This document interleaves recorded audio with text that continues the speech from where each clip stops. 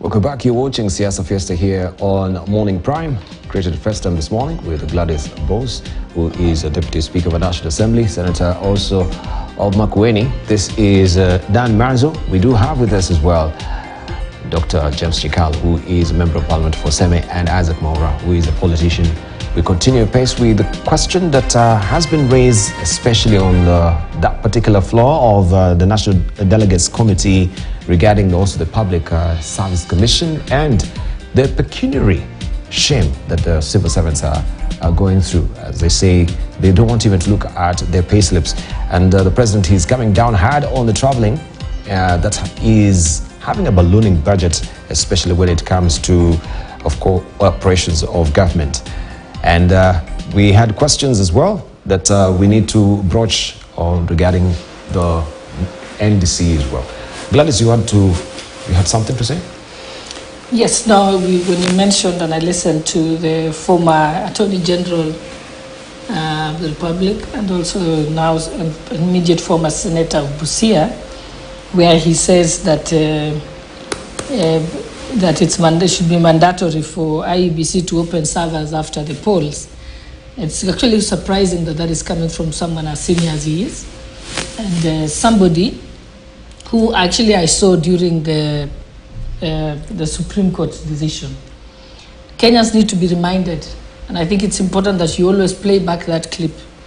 There was an application from the petitioners that the server be opened, that they be given access to the passwords, and even the individuals who are the holders of the passwords. It was an entire interim application during the hearing of the presidential election petition at the Supreme Court.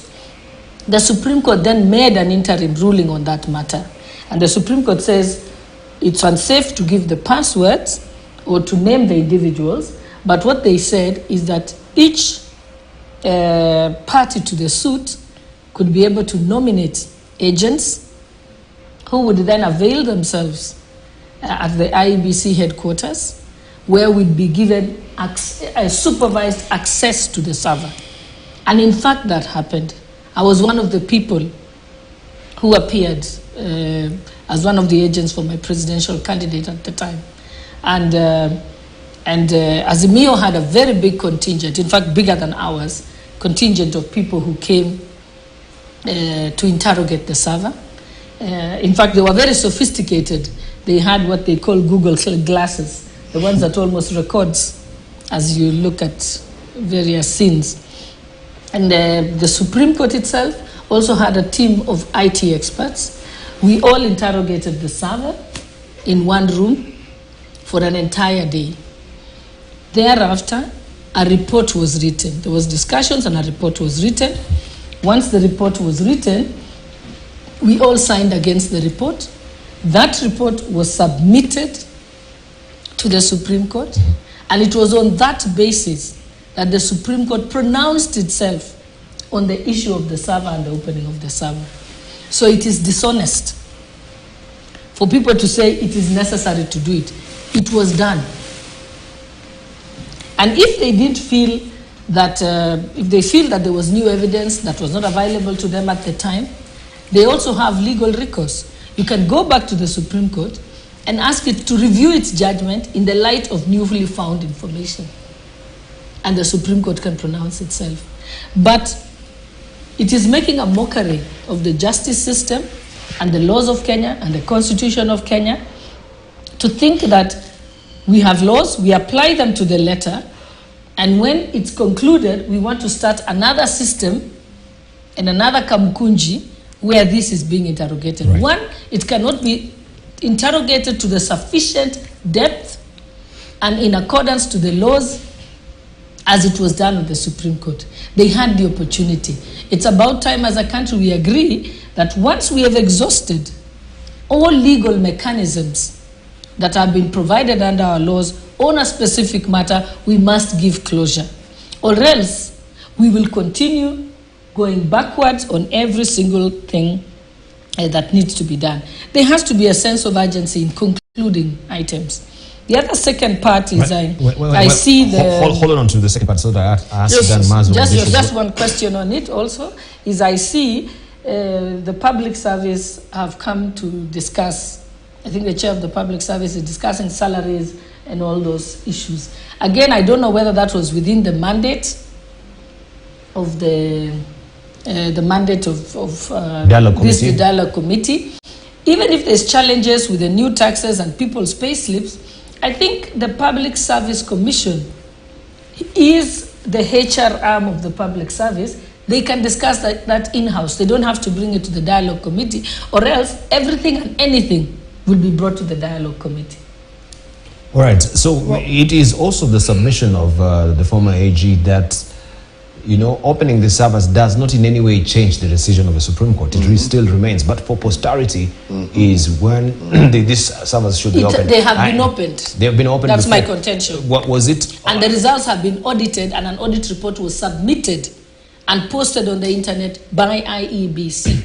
The question is, was it open the whole hog, or there was a portion of it that needed to be audited during the Supreme Court ruling? I want to say that the former Attorney General, Honorable Wako, is a man who knows the country very well and understands the law very well. We are clear that we are no longer bothered with the decision of the Supreme Court, and everybody does not have to agree with the decision of the Supreme Court. You can disagree with it, you can respect it, but disagree with it.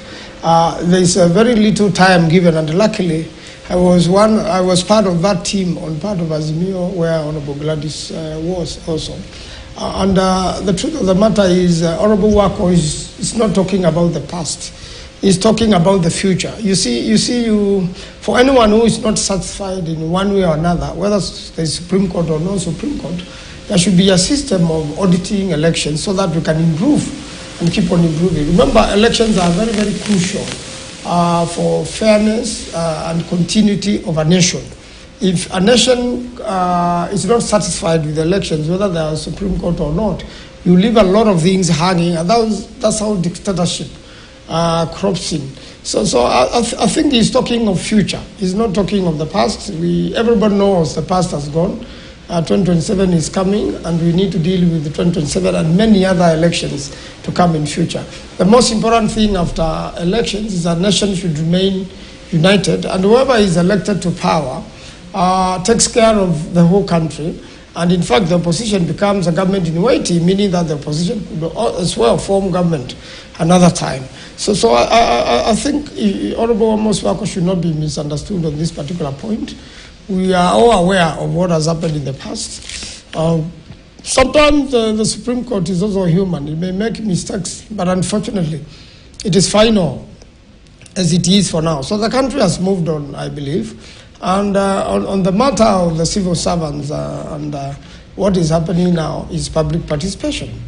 Cost of living is a very serious matter in this country, but Kenya Kwanza decides to come up with a lot of reasons why we sweep it under the carpet.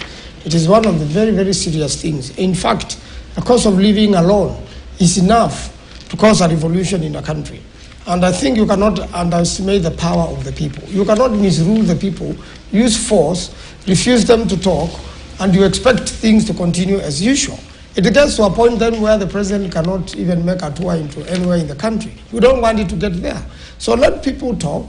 The committee, the bipartisan talks, will now have a whole report and then narrow down to their mandate and take note of some of the very crucial things the country has raised. Otherwise, if you want to keep a country together, you must listen to all ideas, all opinion, and you must listen to where the shoe is pinching most to most Kenyans. If you don't listen and you want to rule by force, I'm sorry, Kenyans can't take it. But how can we streamline this public participation? Because it seems now this is an open forum for anyone to come and talk about anything.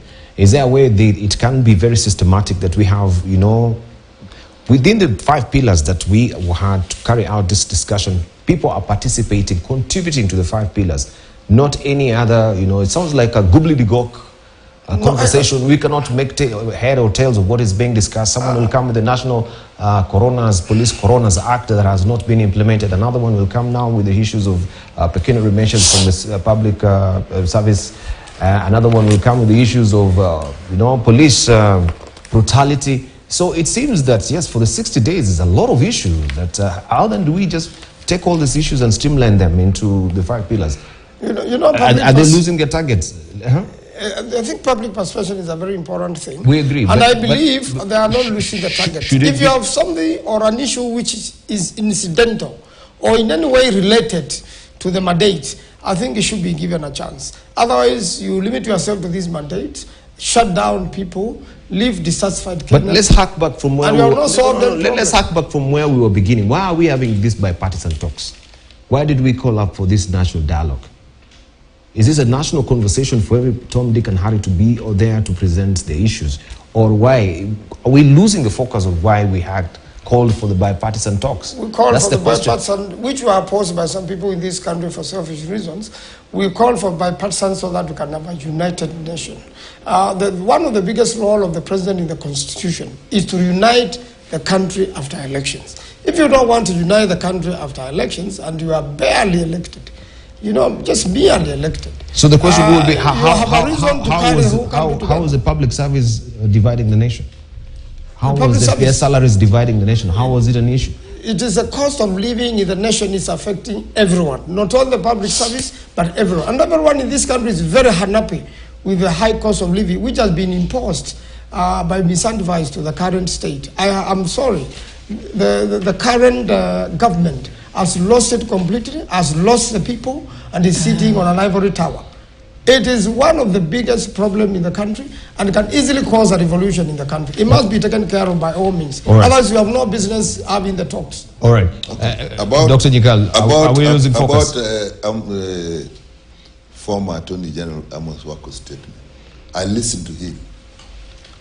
And he was talking of the principle, really. What he said, these were, if I can remember, try to get his words. It is like doing a postmortem.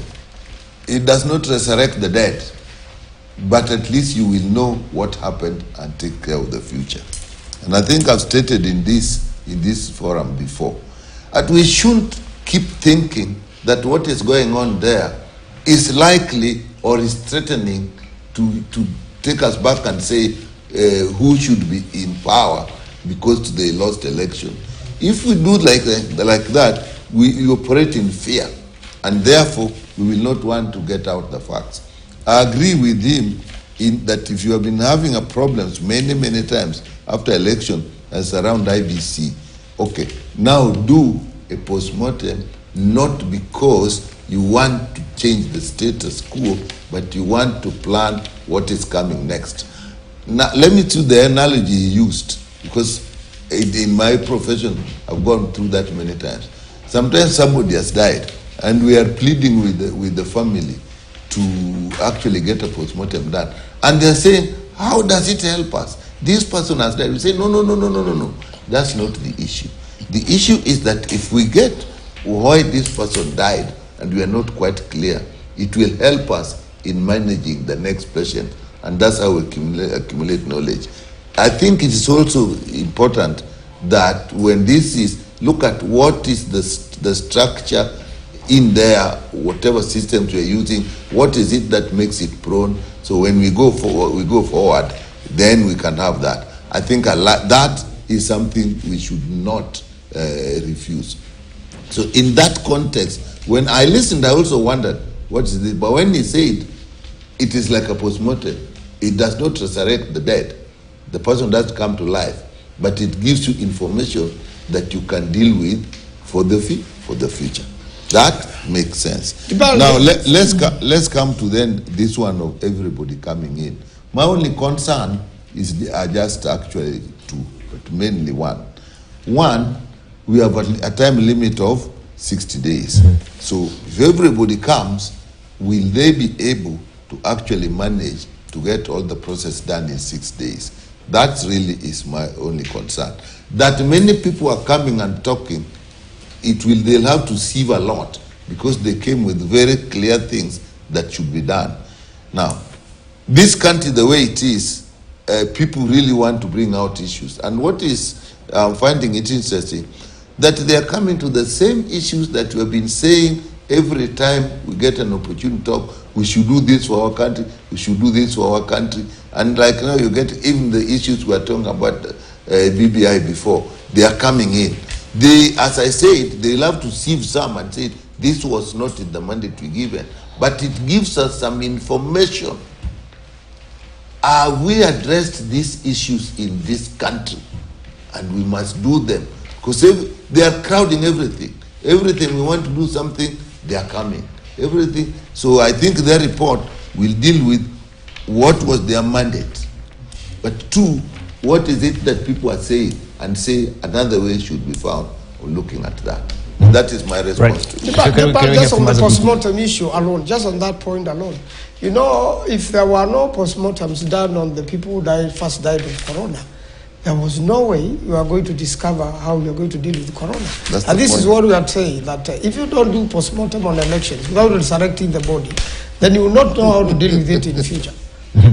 So Isaac, it's not about resurrection, it's about postmortem and posterity. No, it's not. It's not completely. It's just trying to find a reason to justify the loss of Azimio. Let them not tell us that it's about postmortem. It's not. They are still thinking that somehow some server location somewhere will discover that Raila Odinga was conned out of an election. I don't think so. This same clarion call was done in 2017. They even used old logs of 2017 in the case of 2022. They were discredited. And if there was supervised, interrogation of the servers, which the two panelists here attended, then what else is required? There were even some claims that some ballots did not have this, which was not true, because that was the Philip Murgor report of Azimio. So I honestly don't think so. There is something that people are trying to find in a National Dialogue Committee, which they are not going to find. Solutions to political problems. And we know what we have specialized in doing the BAL is that when we cannot agree at the ballot, we then now cascade that to the courts. Now the courts did not agree with some findings of one side of the political divide. Now we have something called National Dialogue Committee. And I can tell you, this is Isaac Mora speaking, it is going to flop. It's going to flop. Okay. Because what we are starting is like what we saw akin to BBI, and I think a number of us were involved in that. They started with a small idea of having a prime minister, I don't know what. Eventually everyone came on board. Then there was dismembering of the constitution, and that is why there was the argument about the basic structure, and BBI flopped. Even if that basic structure thing was upheld because of the process of how to come about it. Because one of the things that you ask yourself is, so after the National Dialogue Committee, the report goes to Parliament, and then what? Do you have a draft constitutional amendment bill? Are we ready for another referendum between now and 2027? I don't think so. I don't think so. And personally, even the agenda from Kenya Kwanza and Azimio, they will definitely lead to a referendum. So I think everybody is wanting airplay, and they are appearing to give all manner of suggestions, and it is good. You have had people to speak, but remember, public participation does not have a threshold. And Amos Wako was having that bill in the last parliament with him, and I don't know how far it went. Maybe it can be confirmed that it was actually passed, but there is no threshold for how public participation, how much is public participation. So I think there's nothing that we are going to discover from the server, and I must commend Wafula Chebukati for really following through what was recommended at the Supreme Court in 2017 to the letter, to the extent that we had this election that was too close to call, but it was still credible. What we need to have is a national commission of inquiry on what happened at Bomas. Of those people who wanted to subvert the will of the people. Thank you. Let me make this point because I've not been speaking a lot. I also want to strongly believe that we cannot have political parties nominating commissioners, because that is what the handshake Cherera 4 were able to do, and you can see the shenanigans we're trying to reintroduce again. That matter was settled. Some of these people should actually be in jail. Those who even assaulted publicly and personally Chebukati, and that matter should be settled. We have this culture at the BAL where people do not accept results, and it's painful to lose elections. I've lost elections myself. I know how painful it is, but you have to move on. You have to fight for another day. Maybe you are not as thuggish as those people doing party nominations. Maybe you are too nice. In fact, I say sometimes going to these elections is like going to a folk and knife when people are using bare knuckles. It's a rule of the jungle. Maybe you clothe that uncivil behavior with a certificate of declaration of results, because that is the essence of our politics. But by the end of the day, people must accept that they have lost elections and move on to fight another day. Right. So it's becoming very mind-numbingly also boring, you know, harking back to these issues as well, that some people, also Kenyans, wants to move on, but still they have to address these issues. But I wanted just to focus on the NDC itself. Are we losing focus? As you say, it's going to flop. You say, oh, it's an open forum for anything. So what is the rhyme or reason of having this NDC? I think the way Honorable Mikal has said, they had a mandate. We want them to stick to their mandate. Don't begin to admit every other issue that is brought there. And then let's also not deceive Kenyans that we have legal mechanisms that allows us to undertake certain processes. For example, interrogating the authenticity and the correctness and accuracy of the election results is done at the Supreme Court and in no other place. The system that we have in Bomas at the tallying center, when the results come from the polling station, the ability for the Supreme Court to ask for the certain ballot boxes upon the request of the petitioners to be opened is a mechanism that exists. So when you use the analogy of a post-mortem, even a post-mortem is not a free-for-all to do. There are very clear rules when you undertake a post-mortem, undertaken by a pathologist of what level, in what conditions, and what is being sought, and where those samples that are picked are taken to. So you follow the rules in a post-mortem. In this one, in elections, the post-mortem is actually ongoing as the elections are going on. Why? There are local observers and international observers who are accredited to come and see. There will be the Commonwealth observers, there is the AU observers, there is observers from the East African community, there is observers from the International Electoral Network of professionals who are in the country and who are accredited to audit the results as they open. So even as we are deceived as Kenyans, that there is something called a server where the results, which generated the results, is not accurate. It is where the data was stored. But ultimately, speaking in layman terms, the polling station is the server. Because the result, because remember our elections are not electronic. Voting is not electronic. It is the storage of the voters' information that allows them to get a ballot paper, which is manual, is what is electronic. So what you need to do, if you think something went wrong, our post-mortem goes this way. You have to bring the result of a polling station and say, this is the hard copy result from the polling station that was signed by all agents. This is the result of the same polling station in the portal, and it varies. Or this is the result that was brought by the IEBC returning officer from whichever polling station to Bomas, and it does not align to the three. That was done when they asked, Azimio asked for ballot papers to be opened. So really to tell us that auditing results or doing a post-mortem is necessary, that post-mortem for elections is inbuilt in the electoral system. Oh no, allow me to finish speaking. I'll just put. Allow me to speak. To speak on this. And then what we should be asking ourselves is that we also have laws and we have timelines for the next electoral cycle.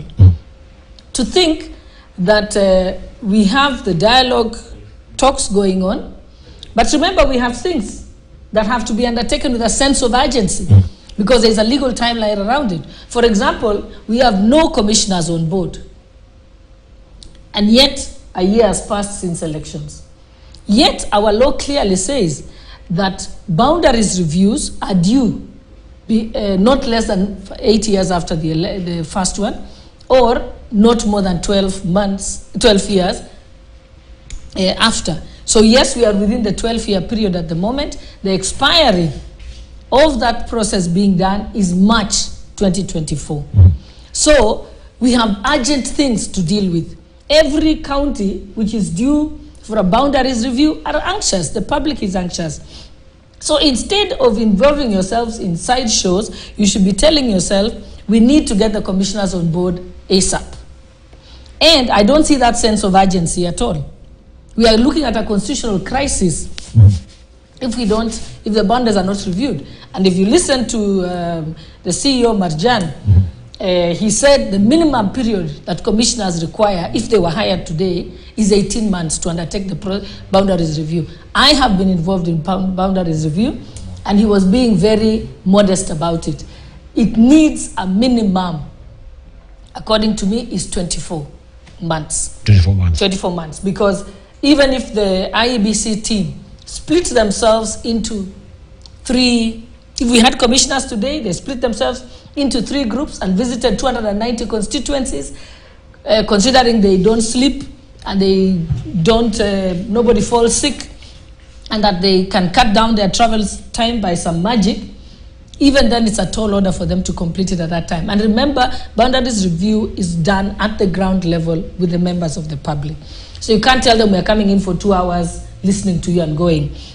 So, and when we talk about, when they talk about, I know there seem to be said, oh no, the issue of appointment of commissioners who is in the selection panel has to be discussed at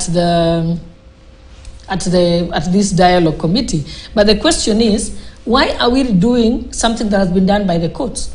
This matter was litigated before the courts. The courts themselves found that 4 slots were nominees from the Parliamentary Service Commission. The court, in its wisdom, clearly said, Parliament, being a player in elections, cannot pick the majority of referees. So what did it do? The court made a pronouncement and said Parliament shall only have 2 slots. The other slot will be given to the registrar of political parties, and the other slot will be given to the Public Service Commission. The court has pronounced itself. Discussing the matter in a different forum is actually contempt of court. It is like what is akin to res judicata, where you are adjudicating a second time on a matter that a court has pronounced itself. Just the way when we discussed opening the server and auditing the results, those matters have already been adjudicated upon by the Supreme Court. And if those who object to this genuinely believe, and I was their lawyer, I would say, if you have a new whistleblower report on the results, then the only recourse is to go back to the Supreme Court, ask the Supreme Court to review its judgment, and then produce that evidence. So there is legal mechanism. Why is it that we pride in ourselves with having laws, but when it's convenient for us, we shelve the laws and then move on to undertake Thank you. Undertake other side shows. Mine will be very simple and brief. What is discussing is what should have been discussed or were discussed when we were accepting this team to be there. Now that the team is there, we cannot go into all the whys. Our worry, we can reduce them. Our worry is, will the team deliver? That is what we are worried about. We gave the team 60 days, so we are expecting this 60 days. It is right to note that you are taking too many views. You may actually not deliver on everything and anything. Yeah, that's okay. But we have given that them. Let them do that, and in 60 days we want. Their challenge will be, they have had so much. I hope now they are already shifting some and saying this is not it. And they said it when they opened it for many people. That argument of why and so on was decided when we said let the team be there. Now, let me compare this thing of why opening the server to an aircraft crash investigation. If you have watched aircraft investigations, the main aim and what normally goes farthest is how do they apply what they get. And what has happened is that this goes up into the check systems that they use before flight started. It normally goes back even into the manufacturing of planes, way, way back into the manufacturing of planes. So every time, my view, or me, what I'm expecting, I'm not expecting that when this survey is opened, I'm very optimistic that now we are going to change and we are going to have another president, because that is not, and the fear of somebody that if this thing is opened, now my president is not Use going a to be better there. analogy. That analogy is not apple for apple. You're comparing apples and bananas. So now I'm coming. My fear is when we get this information, what does it do for the future? Do we go back to how we design our aeroplane? Or do we go back to the procedures that we have in the check systems of the aeroplane? That is the way I see it, and that's how it should be looked at, in my view. So we go back to the aircraft. I just want to advance on that, so that you see, because it is something which has happened in the world. The first time you had an air crash on the river in New York, the pilot... This is not an air crash. Wait, yeah, no, it is similar. Just allow us to think. The state is an aircraft. The state and if you are bangling pilots and bangling co-pilots, it doesn't fly. And you see, I just want to show how wrong the court can be. I want to agree with the Honorable Gladys that you win or lose an election at the polling station. I also want to tell her, you steal, or fail to steal an election at the polling. And this is what happened in this election. In fact, I'll tell you about two scenarios which are real in the world. That plane on the river. Later on, first the pilot was praised. But later on, further investigation, they realized we had been wrong in our initial investigation, and it went on into something different. Similarly, there was a 777 which was landing in Heathrow, and the engines went off after a long flight. And first, the pilot was praised for landing it safely with the two engines off. But later on further investigation, they realized something else was not right. What happened with this election is that it was stolen at the polling stations. And this information came way after the Supreme Court has made its decision. It will be useless to review or to go back for review, because even time has lapsed for that. We can only use that investigation to be careful, not to be looted in future. There is nothing as painful as a stolen election, because you have the wrong people ruling you in the wrong way, and it hasn't helped a country in the future. So we want to make sure that the mistakes which has been made, and the Supreme Court agrees there is no perfect election. There is no perfect election. It's only that the mistakes should be too much to overwhelm, the will of the people. So that there may be fraud all through, because the people who plan to do these things, they plan them way in advance, and they can easily confuse the Supreme Court, confuse the people, but the truth remains unearthed. And that's why we are saying it is always very important later on. Thank you. And we need to have a policy of having a check on what has happened with the election to make sure that we have better elections in future for the prosperity of the nation. But the truth of the matter is, whether Gladys likes it or not, this election was stolen. We have overwhelming evidence after review and the review. I think open the servers. So the analogy is that the plane is on a mayday call, and we need to land very fast, and then we go back to... But did he bring that evidence to the Supreme Court? It is there available now. I think I want us just to wrap up on the IEBC, because I think that is not the only issue here. We discussed other issues that have been raised also on the NDC, that also touches also on the basics of the Constitution as it is. You wanted to say something? Yes, I think it's good to listen. I think you should add more time up to 10 a.m. because I think we are still because we are hearing. I listened to Dr. Nikal. He started by saying that there was a plane crash. And there was a death and a postmortem. Yeah, and the question is, which plane crashed? Kenya is alive. So it can only be their loss of the election. That's number one. And then, after that... Someone's hopes crashed. Yes. Raila Odinga to be and the team. And then now, Mazo was also more explicit, that the election was stolen at the polling station or center.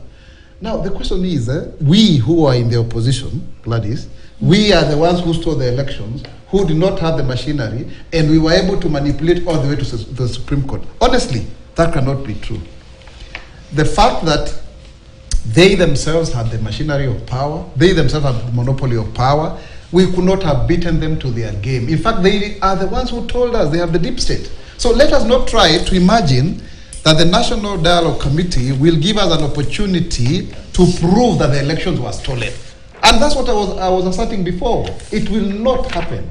The decision of the Kenyans, the IEBC is final, the Supreme Court is final. If they are teething problems, as it has been alluded here, that there is no perfect election, let's live with it and say maybe if this had been done, we would have had a higher threshold of believability. But in terms of the fact that Azimio lost, that is now water under the bridge. And also, when you are doing a postmortem and you cannot revive a patient, you could also be doing it to blame someone. Thank you. All right, let's leave it at that. Just one last point. Research department? Just one last point. Why do industries have the research department? They are producing goods and they are selling the goods, but they are constantly doing research and getting information, feedback in their process. Why do we have that? Okay, I think I realize that Honorable Manzo and Honorable Nyikal have not read the audit report of IEBC. You have not read all the various observer reports that were published. No, there is also the one from observer. Let's assume you don't want the IEBC one. I think you should look at the ones for the various international they are all fraudulent. Even the international community. You need to have read that. But what we know, in fact, what I would have been happy is if the National Dialogue Committee was discussing certain things that happened at the Bomas of Kenya on that specific week. We know that in the full glare of various television stations, there was election offenses committed. When you cause violence in an electoral area, which Bomas was, particularly the stage where the commissioners were making their announcements of the results, and a sitting member of parliament picked up the podium and threw it. That is violence in the face of, is in an electoral area, which means an election offense. If this country worked, that member of parliament would have lost his seat, because you cannot hold your seat when you have committed an electoral offense. There were members who actually took over the stage and began to shout, "This is a crime scene." Again, some of us were in Bomas. We were agents, legitimately so. But at no time did you see me go and take over the stage that belonged to the Electoral Commission, who are the arbiters. We sat respectfully in our places, and when we had a question that we wanted to ask, there was always an electoral officer and a commissioner on duty on the floor, whom we gave our requests in writing. We were very respectful, we followed the law. But there were people who went and terrorized the police office, the electoral officers. Why is it that we're not discussing the theft of my iPad, my laptop, and laptops belonging to other assistant agents of our political party? Did you recover them? Why is it never recovered? Yeah, I was asked to go to DCI to collect it. That's not the work of this team. No, but I'm just saying they're they should policemen. be. No, that is this team should be directing or summoning the police officers who were on duty that time to say crimes were committed in your face. What have you done about it? There was assault it was run by this television station of various officers by sitting members of parliament, literally physically assaulted some of our team members. They got away with it. The police were present at that place, particularly Gabo. I don't know if he was a deputy inspector or something. I don't know his exact position. He's deputy IG now. Deputy IG. Yeah, yes. But you know, as a deputy IG, he was present. He saw those crimes being committed. My handbag was stolen from me. Yeah, if I must say, my Christian Dior bag, and it was seen being held by various people. It was trending in the social media. And then at that time I was being told to go to the police station, and I said, I fear for my own safety, so I will not go to the police station, because I'd been informed that I'll be arrested if I go to the police station. They forced themselves to enter my car. Again, that is with no warrant, with no information to me that they want to access my car. So many crimes were committed in Bomas, yet we want to talk about other imagined things that went wrong when we have things that are on camera and evidence is available. of them being committed. This is about it's an electoral area. It was crimes committed at an electoral area. We are bringing this discussion to details that mar principles, Just let me finish. There is something called, if you read the Elections Act, there's something called an electoral area. There is certain code of conduct that you must abide by when you're in an electoral area. When you got the agent's, chief agent or agent's badge to be able to access the electoral area, you actually signed a code of conduct and under oath. It was commissioned by the Commissioner of Oath. So you are required to follow that. And there is even a penalty prescribed should you fail to do it. So if you are saying this is a postmortem that you can bring anything and everything from anywhere and anybody, then let us do the full hog. Let us interrogate the criminal activities that proceeded at that time. When the police officers who are sitting there within a meter of each other surrounding the floor of Bomas, when they saw Mr. Minor, one of my assisting agents, being assaulted and punched and his phone stolen by 3 known people, and the police did nothing.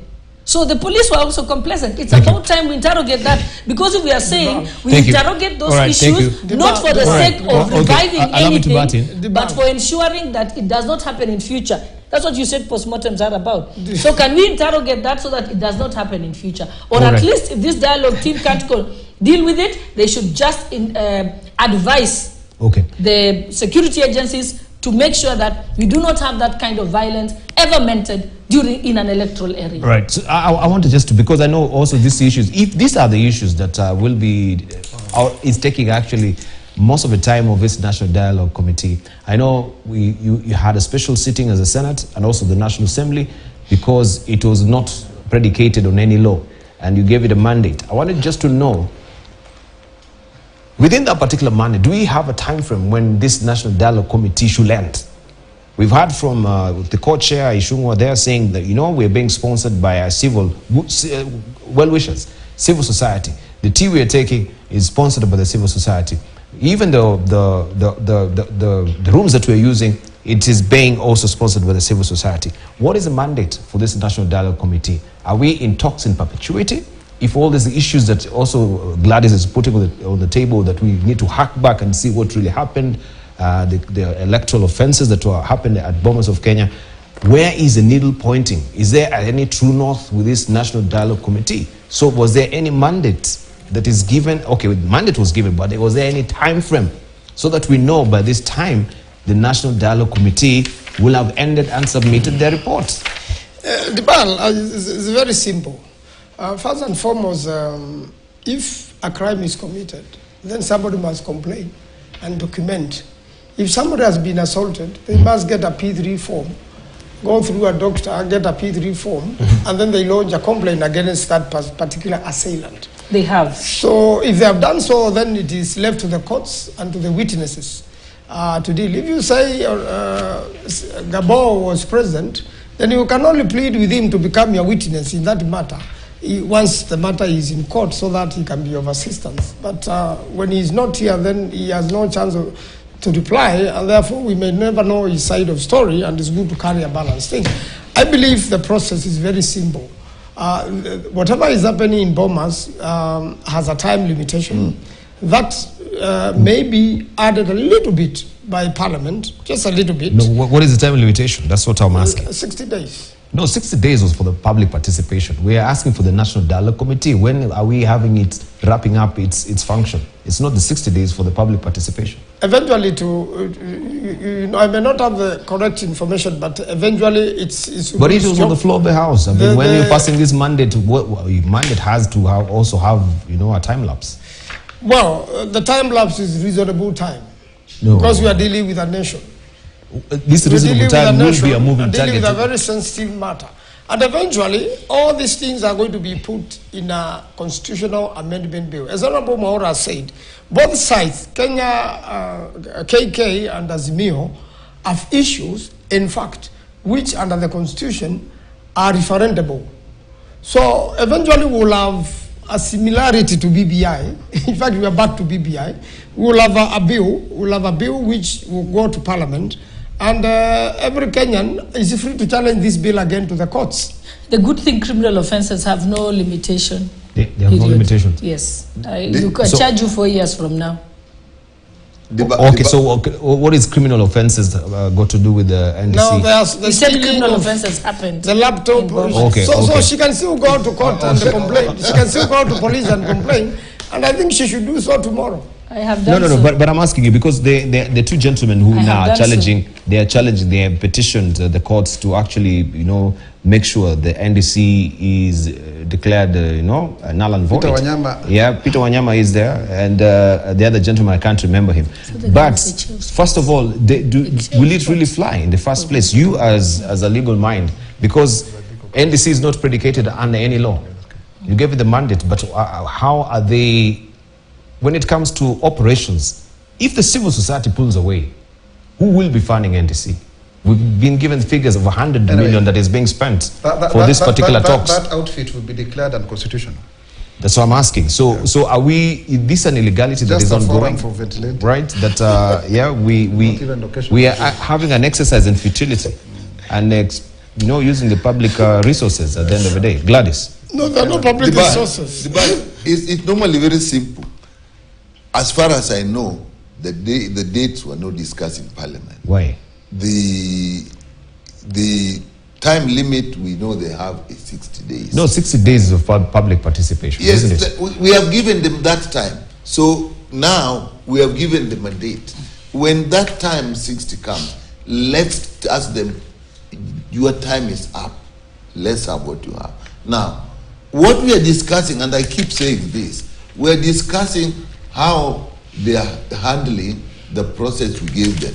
We have a right to do that, and I know they are hearing us. But their mandate stays, and their time limit as of now is 60. When we come to think that it's getting too near, the process can be checked again. So let's discuss how they are doing it, which we are right to do, but let's not at this time to try to change their mandate or their power or what they should do. No one is changing their mandate. So what we are doing now, let them have the time.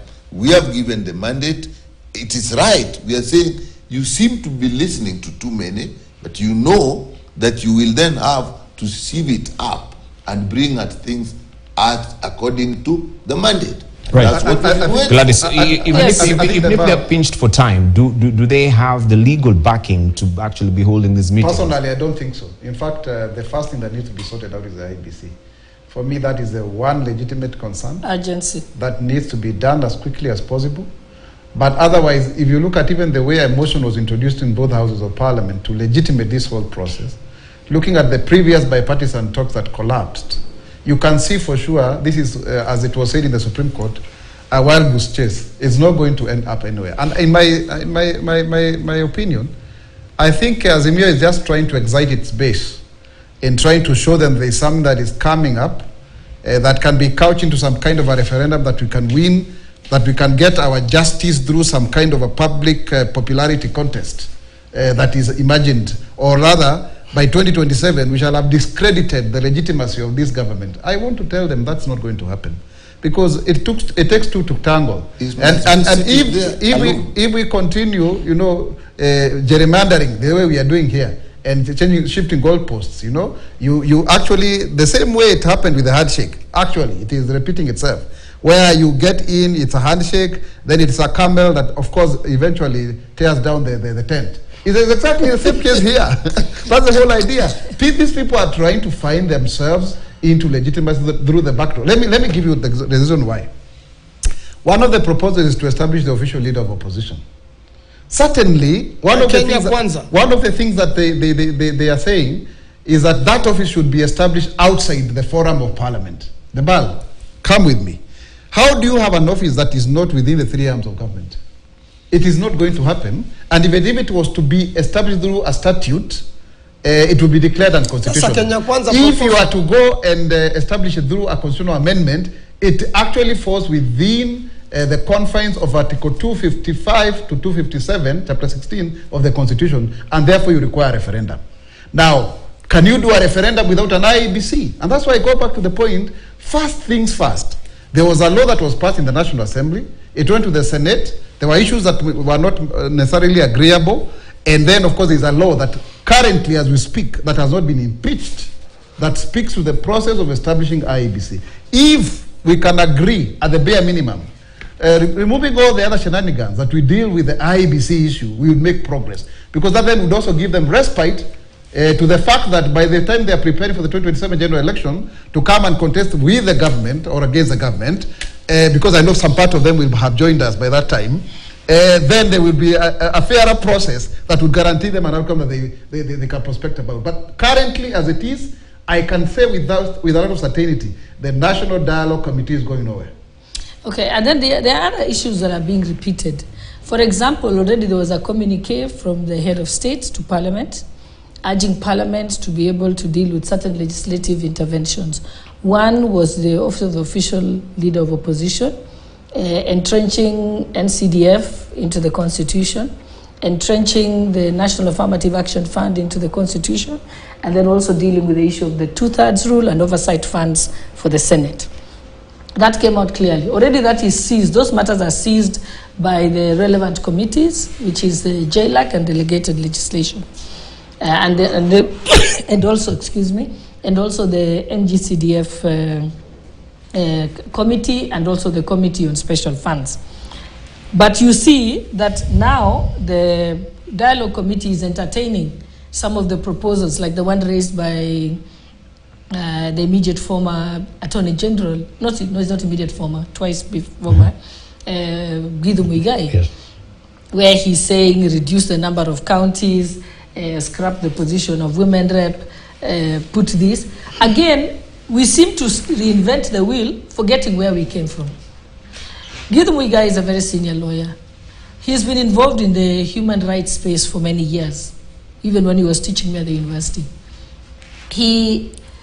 We all know that he was in the high legal circles at the time when Kenya ratified the United Nations Convention on Human Rights and the United Nations Convention on Social and Economic Rights.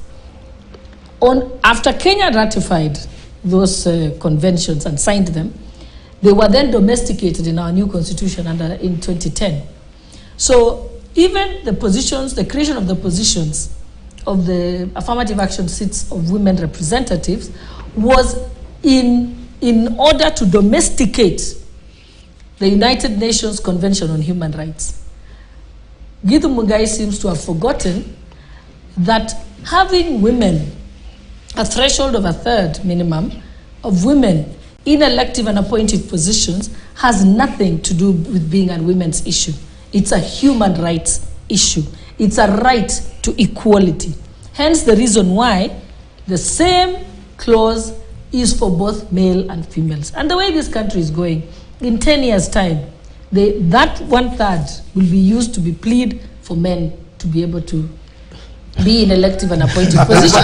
You can watch this space because we see what's happening. Hold on, let me finish this, please. So but we are discussing what should be discussed in let her finish. No, this has been discussed in this dialogue. Yes, it has been broached. Amos Wako appeared before the... Yeah, Githu Muigai. Githu Muigai, sorry. Githu Muigai appeared to discuss that. So again, we ask ourselves, when did this has been put there, but do we stall the mechanisms that are going on at the moment in order to do this? And that's why there is a need to urgently relook at the mandate and the areas that they should be interrogating. They should go on with their work, but let's reduce the mandate and not duplicate something that's already happening elsewhere, or else it'll be open-ended and go on forever. And like we said, not only should they narrow their mandates to be strict and clear and focused so that they're not all over the place, but also, most importantly, to ensure that they prioritize what needs to be resolved. And like we've said here, the priority is to ensure that we have commissioners in place. There is already a law on how commissioners are set. There's a selection panel that has been appointed and gazetted, pursuant to a pronouncement by a court of law, which pronouncement has not been challenged at appeal. So why don't we follow that and get to it? And then we also know we have a constitutional requirement about boundaries. Let the commissioners come in and move on with the boundaries. Because we are courting trouble as a country and a crisis. But why should when we you be have courting headlines trouble like saying they will be scrapped 67 constituencies, you're causing unrest among those constituencies. So if the commissioners are come on board, they can be able to say we are preserving them for one more electoral cycle, or the following will be scrapped, so that people can begin to have that conversation. But you do not want to have that too late in the day, close to the elections. That's how we're going to have an acrimonious election. So we are saying let's be focused and let us work with a sense of urgency for the items that are urgent. All right. Allow me to take a... Dr. Nika, allow me to button it is 8 o'clock on the nose. When we circle back, we will broach that issue, because I think also it's a pertinent issue right now of the affirmative action